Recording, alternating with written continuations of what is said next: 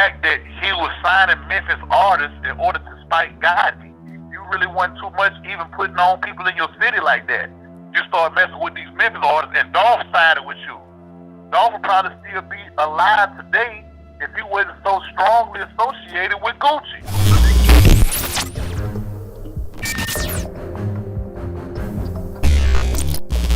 We were able to get a bond assigned for Lontrell Williams Sr., the father of Pooh Shiesty.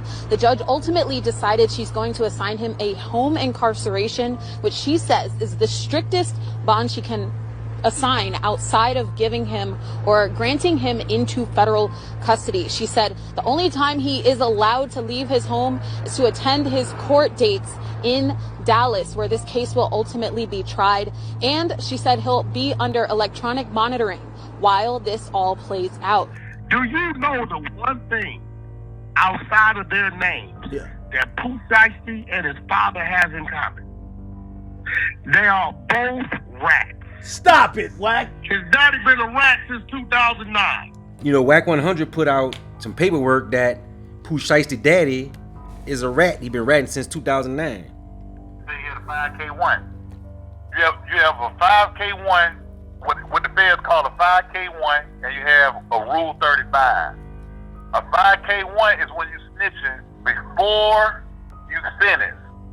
A Rule 35 is after. So that means when you got a 5K1, 9 times out of 10, you're cooperating on the case that you're on already. You're already cooperating on the case that you caught. That's when most people get their 5K1s. They got co-defendants, stuff like that, and they got a situation where it's multiple people, so they can tell or give up information that's going on in the case that they're already locked up on. Okay, so let me say this real quick. So the way it's being put out online is that the 5K1.1 motion is an informant that's already informed many a times, so the government can trust them on the level that they would offer them somewhat of a promotion, and the promotion is the 5K1.1 motion. Is that? Okay, well, I'm gonna say this. That's somewhat correct, and kind of like awful correct, because a lot of people catch their 5K1 like during, like say for example, you catch a case.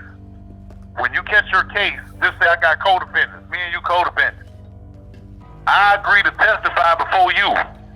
So what happens is the feds are giving me credit for testifying against you, and we got an armed robbery. Me and you robbed the bank together, but I'm the one that's cooperating as far as who was the mastermind and who was the getaway driver, who did this, who did that. I'm cooperating and testifying on that. So it's not that you're a confidential informant. 9 times out of 10, like I said, they're either paid or they letting you loose to go work a case off that you already caught it.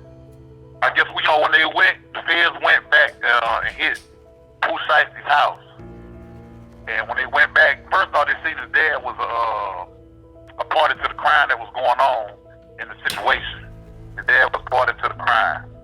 So then they went back, I guess, and hit Pooh Shiesty's house allegedly. And Pooh Shiesty's daddy was in there, and them guns and stuff was in the house that the feds raided. Like we were talking about when I had heard about Pooh Shiesty's daddy being a rat and this and that, but I had told you this, but just before the paperwork came out, I spoke to you about it. But due to my current situation, I can't really pull the paperwork. But like I said, a lot of times stuff be going on, and if you can't show the paperwork, then it was cool for you not to really put that out or speak on that, right? Because we couldn't pull the paperwork out due to my situation. But I didn't want to put you in a situation. But what did you hear? Yeah, go ahead. But what did you hear though that made you come to that conclusion? Right, because I have people that worked in the feds. So I had a homeboy that was in the feds, or I had somebody that might work in there, and they'll come back and tell me certain stuff like that. They'll tell me, Pooh Shiesty daddy had a 5K1, or they told me Pooh Shiesty got there, he went PC, or when I'm in the feds, when I was in the feds, we had what we call the South Car. And in the South Car, you got dudes from Tennessee, which means we're around guys from Memphis. So we got guys from Memphis that's in our car, or from Tennessee, period. So you'll hit a chatter, in the car, because we all sit at the same tables, we all watch the same TV, we all in the cell together, we room with each other, and we hear certain stuff like that. You know what I'm saying? And I just happened to be in the cell for somebody that was cool with black youngsters. You know what I'm saying? And I had another homie from Memphis that's well known in Memphis named Boomer that I used to gamble with a lot on the yard. So I hear certain things about certain people, and this is like two times in this situation. You'll hear about certain stuff about these individuals, but like I said, if I ain't got the paperwork to really put it out there in the internet or in the I ain't gonna speak on the internet or in the public, because at the time I'm in a position like why I can't have the paperwork. So that's just how it goes. If somebody don't show the paperwork, you still hear about it though, because they're in that car. You know what I'm saying? So they're in their car, so you'll hear what they talk about. Today, federal prosecutors called up an FBI agent who was part of the Violent Crimes Division in Dallas. He walked through the accusations in the indictment and answered questions from defense attorneys. The judge ruled there is enough probable cause to move forward with the case. So again, at this point, it's unclear how late we'll go into tonight, but we do know that Lontrell Williams Sr., father of Pooh Shiesty, has been assigned home incarceration and cannot leave his home unless he's attending a court hearing in Dallas. His dad name was Mob Boss at one time. You know, he was almost on the kingpin level at one point with the hustling game out there in Memphis. And that's how he initially get caught up. Are you familiar with the case or the situation that happened where it was a big shootout and it ended with Pooh Shiesty's daddy's sister being shot? Nah, I didn't hear everything about that situation. You know what I'm saying? Like I said, then I'm only close to certain people. You're only gonna hear bits and pieces of it. You just hear the bad part, like he told on this case, or he told on that. But they don't really go into detail about it. You know what I'm saying?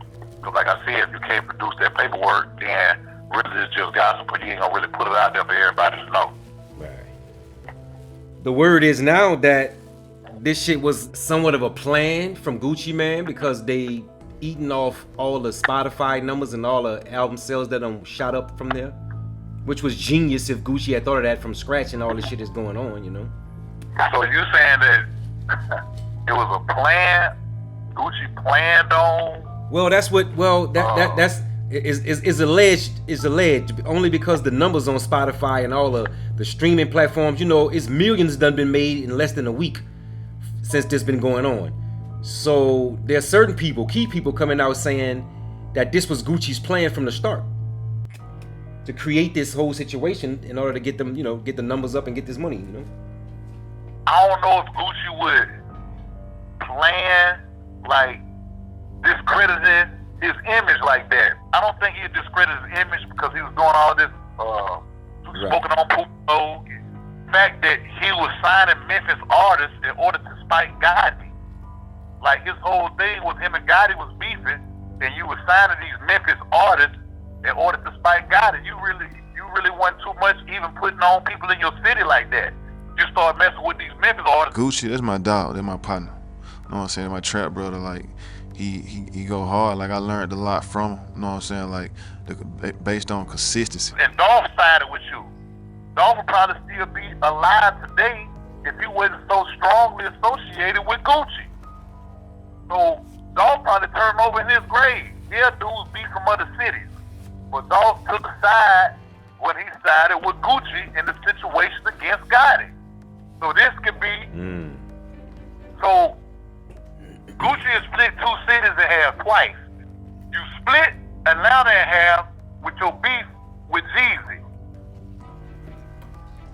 That split the city in half. Now, you split... Do you think, because you mentioned Gotti name several times, do you think Gotti is involved with what's going on now? And because I'm gonna say that because you mentioned somebody offered him, what was it, $10-20 million if he can get out of this deal with Gucci. Could you? I mean, I don't know, because the word is out. Everybody else been saying it's Gotti. Right. I was, because he was supposed to decide Gotti. You got to think, in the song "First Day Out," the first day out, he's talking about how he influenced Gotti and got Gotti told to Drake and all this type of stuff. He's talking about that. He's saying it in his song. He's saying it in his song. Now the damn song that he came out, that he shot out Gucci, he's speaking on Gotti. You speaking to Pooh Shiesty? You see what I'm saying? So wait. Yep. Shiesty came out of prison and started bigging up Gotti. Right. Wow. He wasn't speaking on Gucci. He's speaking on Gotti. And why would you speak on Gotti if you know Gotti and Gucci don't get along? This is known. So why would you big up Gotti on your song? Bro, was Pooh Shiesty in need of money? Was he hurting or something before they pulled that move?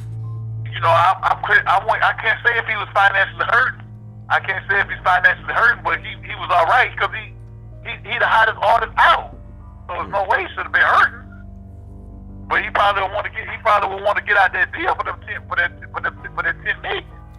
So Gucci may have been reluctant to let Pooh Shiesty out his deal because he hasn't recouped his money, and he knows that Pooh Shiesty now would have been worth more. Keeping in the contract is worth more to him because Pooh Shiesty was a bigger artist after he got out of prison than before he went in. From a business standpoint, Gucci probably would have negotiated out of them 10 million. He probably would have had to pay 3 M's, 4 M's to get out his deal, which would have been simple. Rollo did the same thing when he was in his deal with Gucci. Bro, that ain't no money to Gucci. Listen, if I'm Gucci, right, and he worth all that money, and he powerful like that, we can see it. He got the street credibility to go with it. He from a city like Memphis where the streets is known to be some real shit, right? But Gucci got the control. Somebody in the comments said, yeah, 10 million shit, they could have worked that out. 10 million, that's a broke say that, right? Man, 10 million ain't shit to Gucci, right? It's about the power and the control. Now let me ask you this though. Can you see in your mind, can you fathom in your mind that Gucci is behind all this shit? I don't think I can't see Gucci winning in this in the long run by him doing what he did. I can't see that. I'm gonna make a statement to the police and make my name look bad after all these generations and this and that, all these people that influence, because now you lose your power. You lose your power of influence. The power of influence is worth more in the long run than in the short run.